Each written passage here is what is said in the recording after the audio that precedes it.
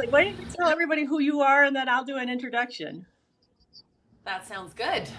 So my name is Lisa, and I started Stronger Than Before coaching because I had been in a narcissistic, abusive relationship for 9 years, and the whole time I had no idea. So I decided to launch this coaching practice and really kind of immerse myself in narcissistic abuse. Part of it was certainly to overcome it myself and work on my own healing. But it really launched into something great.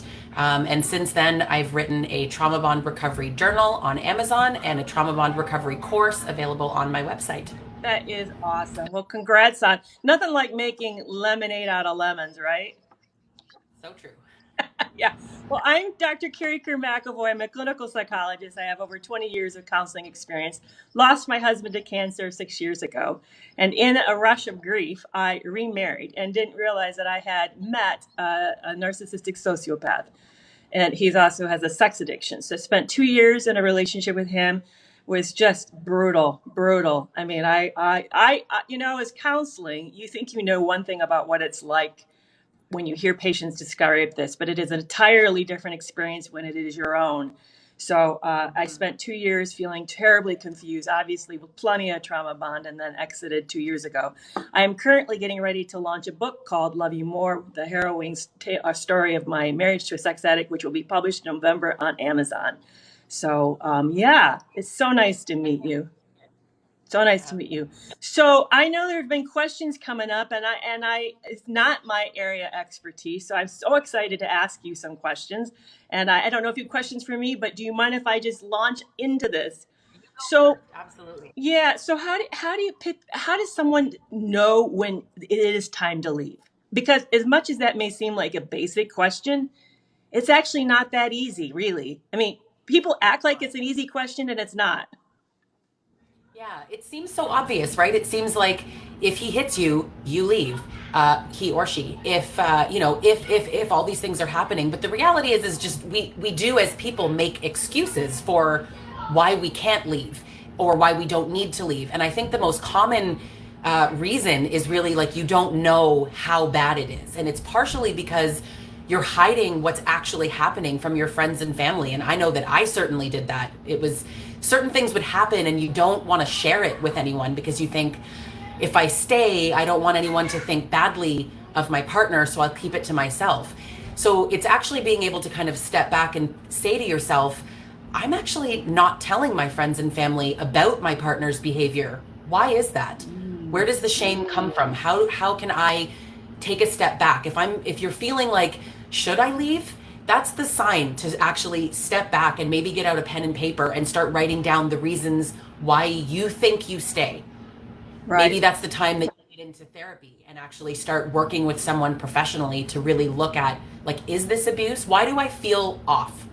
It's when you really start to notice that you're feeling off that you need to ask for help. But that's a really difficult thing, of course. Yeah, and I think the other thing that complicates it is that we get a lot of messages of what it means to be a good woman and a good wife. I know at least I did. I grew up in a conservative Christian community. I had loads of messages about how what a wife submits to her husband, a wife wins her husband over. I mean, all these, there's even biblical examples of God saving women from very toxic situations. So for me, I kept thinking, wow, it could be, maybe it can be changed. Maybe my love and my support will win him over and I will heal him. Even as a therapist, I felt like I should know how to facilitate change. So there's all these things that happen that create confusion because because of the expectations and because and there's a for me, in fact, as I was writing about this just recently, editing it, there's this line of like I struggle with where is that line. I mean, like you said, okay, so he hit you. For me, it was my case, so he cheated again. So I caught him texting someone new. Well, he's in recovery. Recovery has relapse. So what relapse is a relapse that's too big? Or, you know what I'm saying? I just couldn't figure out where to set the line. So it gets, Yeah, but you I really think, keep pushing. yeah, and I think the thing that, here's one of the things I got into doing that I shouldn't have done, that I started doing, was I started snooping.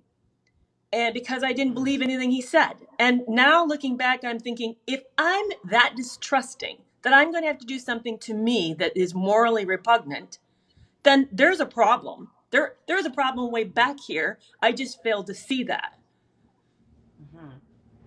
Yeah, that's absolutely true. That line is also part of knowing when to leave. If you create that line, that boundary, and then you kind of nudge it forward, like if he cheats, that's actually a good example, because I hear that a lot in my coaching practice. Like when he cheats, then that'll be the deal breaker. But then when he cheats, they rationalize their way out of, using two different tactics. One, denial. I didn't cheat. You made that up. Or I cheated, but it was your fault. So then you Yeah. think, Yeah. okay, well, if he does it again, then I'll leave. Or in my But case, he said, I'm sorry, I have a problem. He played the victim card. I've known a right. long time I have a problem. Save me, save me.